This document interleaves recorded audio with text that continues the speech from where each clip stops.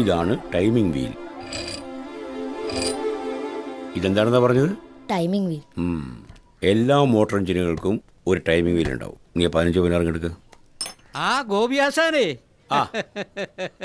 ആശാനേ ചെക്കനെ ഇപ്പോഴേ പണി പഠിപ്പിക്കുകയാണോ?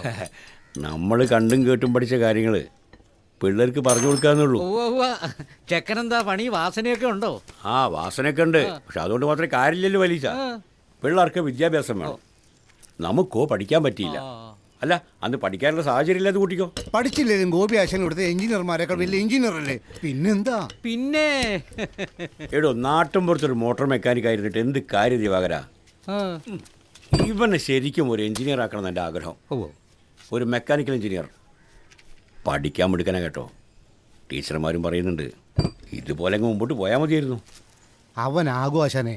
പകലിച്ച ഒരു 10 കടലാസ് കൂട്ടി പിടിച്ചോ, കയ്യിലെപ്പോഴും എഴുക്കാവും.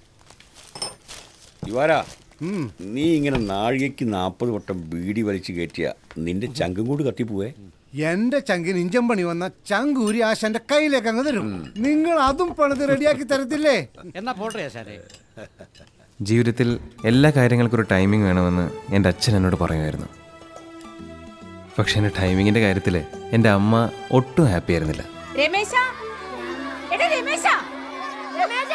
വിളിച്ചു മനുഷ്യന്റെ തൊണ്ട കീറി. ഇങ്ങോട്ട് കേറി വാടാ. ഇങ്ങോട്ട് വരാൻ വന്നു. എവിടെ പോയി കിടക്കുവായിരുന്നടാ? നിനക്ക് പഠിക്കൊന്നും വേണ്ടേ? സന്ധ്യ കേറിപ്പോടാകത്ത്.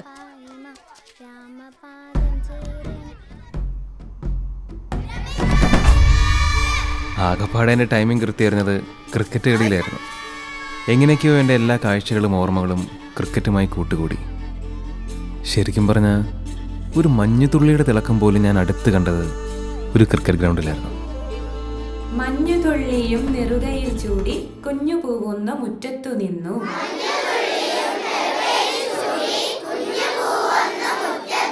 പിച്ചിടല്ലേ പറിച്ചെടുക്കല്ലേ കൊച്ചുപൂവിനെ നോവിച്ചിടല്ലേ.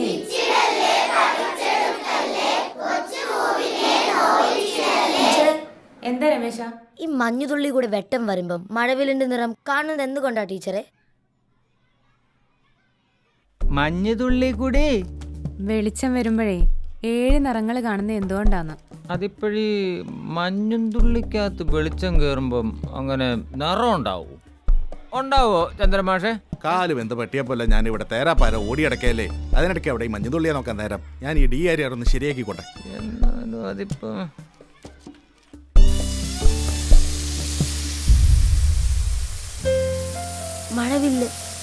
മഴവില്ല് പോലെ നിറമുള്ളതായിരുന്നു എൻ്റെ സ്കൂൾ ജീവിതം. 5ാം ക്ലാസ് ബി ഡിവിഷനിൽ പഠിച്ചിരുന്ന മഞ്ജുള ശശിധരൻ എൻ്റെ ജീവിതത്തിലേക്ക് കടന്നു വന്നതും ഒരു മഴവില്ലിൻ്റെ തുണ്ടൊടിഞ്ഞ് വീഴുന്നത് പോലെയായിരുന്നു. അയ്യോ,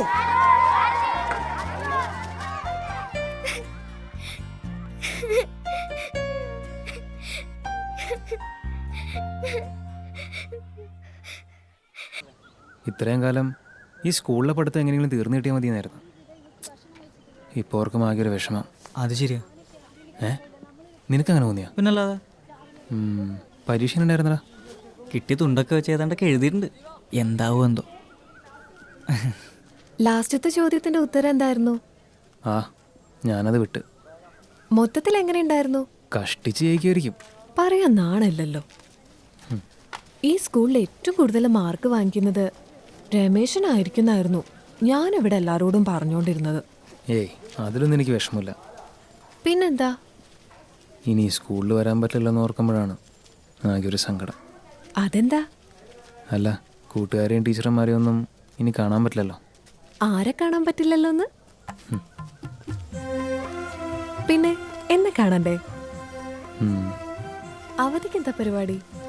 ക്രിക്കറ്റ് കളിയും ടൂർണമെൻ്റൊക്കെ ഉണ്ട്. അത് മാത്രമല്ലേ വിചാരം? പിന്നെന്താ? പിന്നെ ഇനി എപ്പോഴാ കാണുന്നേ? ഒന്നും പറയാനില്ലേ? പോട്ടെ.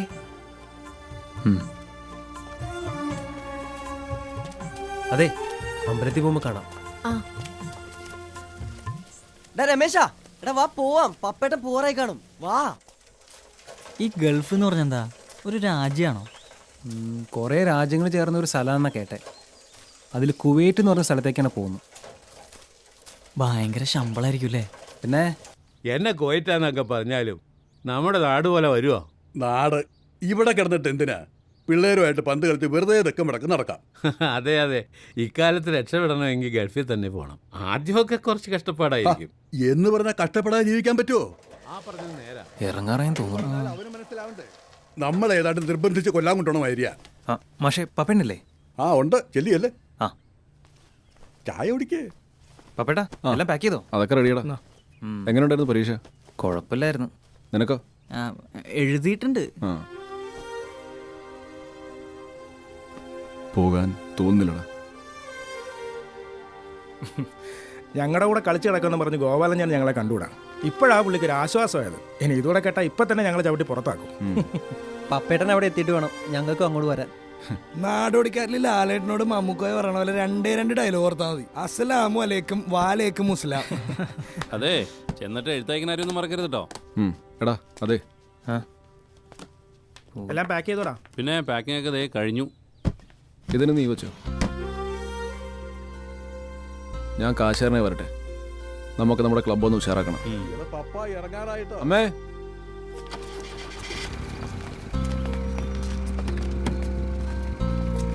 പോയിട്ട് വരട്ടെ അമ്മേ.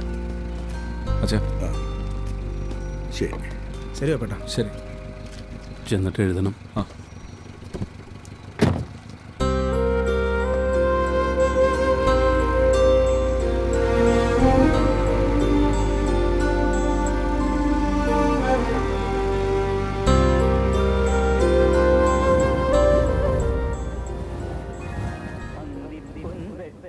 ചായ. ചേട്ടാ സജി എന്തിയേ? അവൻ പണിക്ക് പോയി. അവന് പണി കിട്ടിയ പഴയ പണി തന്നെ, തെക്കോടൊക്കെ തെണ്ടി കിടപ്പ്. നമ്മുടെ പിള്ളേർ സെറ്റ് എല്ലാം കൂടി ഏതാണ്ട് പൊക്കിക്കൊണ്ട് വരുന്നുണ്ടല്ലോ. ട്രോഫി അല്ല, ട്രോഫി ട്രോഫി. ആരൊക്കെ അടിച്ചേ?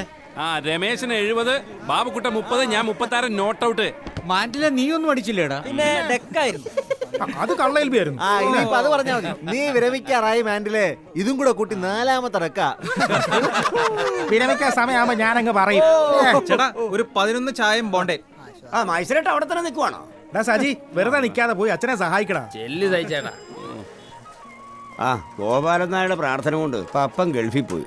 നിങ്ങളിങ്ങനെ നടന്ന സജി കത്തുണ്ട്. പ്രേമലേഖനം വല്ലതും ആണോ എടാ? പഞ്ചാരക്ക് കുറവൊന്നുമില്ല. പഴയ എഞ്ചിനല്ലേടാ? അതെ അതെ അതെ. ആമ്പേർ കൂടും. ഓ രമേശ, പപ്പേട്ടന് 100 ആഴ്ച. തല്ലിക്കൊന്നാലും ചാവൂല. ദേ കത്ത്. പപ്പേട്ടന്റെ കത്തോ? ആ, പ്രിയപ്പെട്ട സജിയും കൂട്ടുകാരും വായിച്ചറിയുവാൻ പപ്പേട്ടൻ എഴുതുന്നത്. ഞാനിവിടെ എത്തി, എനിക്കിവിടെ സുഖം തന്നെ. ജോലിക്ക് കയറി, മുറിയിൽ AC ഉണ്ട്. ആഹാ, അത് കൊള്ളാം. പക്ഷേ പുറത്ത് പൊരിഞ്ഞ ചൂടാ. എന്നാലും ഈ മണൽക്കാട്ടിൽ ഇത്രയും സെറ്റപ്പ് ഉണ്ടാക്കി വെച്ചവരെ സമ്മതിക്കണം കേട്ടോ. ലോകത്തിൻ്റെ സകലമാന സ്ഥലത്ത് നിന്നും ഇവിടെ ആളുകളുണ്ട്. ഏറ്റവും കൂടുതൽ മലയാളികളാണെന്ന് തോന്നുന്നു. അവിടെ എന്താ വിശേഷം? സത്യത്തിൽ നമ്മുടെ നാടിനേക്കാൾ നല്ലൊരു സ്ഥലം ഈ ലോകത്ത് ഒരിടത്തും കാണില്ലടാ. നമ്മുടെ നാട്ടിലെ പറമ്പുകളും കുളങ്ങളും പച്ചപ്പും ഒക്കെ സ്വർഗം തന്നെടാ. പിന്നെ ക്രിക്കറ്റ് ടൂർണമെന്റുകളൊക്കെ എങ്ങനെയുണ്ട്? വിക്ടറി ക്ലബിന്റെ ടൂർണമെന്റിന് പോയിട്ട് എന്തായി? ദേ ഒരു കറുത്ത പാട് കണ്ടോ? എന്നെ ഇപ്പം ഇവിടെ വെച്ച് കടിച്ച കൊതുകിനെ തല്ലിക്കൊന്ന് തേച്ചു വെച്ചിരിക്കുന്നതാ. ഗൾഫിലും കൊതുകുണ്ട്. രമേശ, നിന്റെ മഞ്ജുള എന്ത് പറയുന്നടാ? ഈ മാൻഡിലിന് ഇപ്പൊ കള്ളക്കളി ഉണ്ടോ? അതേ ഉള്ളൂ. ബാബുക്കുട്ട, വർക്കിച്ച, മണി, നവാസെ, പ്രഹ്ലാദ, അവിടെ വിഷു ആയില്ലേ? മറുപടി അയക്കണം. ബാക്കി എല്ലാ വിശേഷങ്ങളും അടുത്ത കത്തിൽ. കത്ത് ചുരുക്കുന്നു എന്ന് നിങ്ങളുടെ സ്വന്തം പപ്പൻ.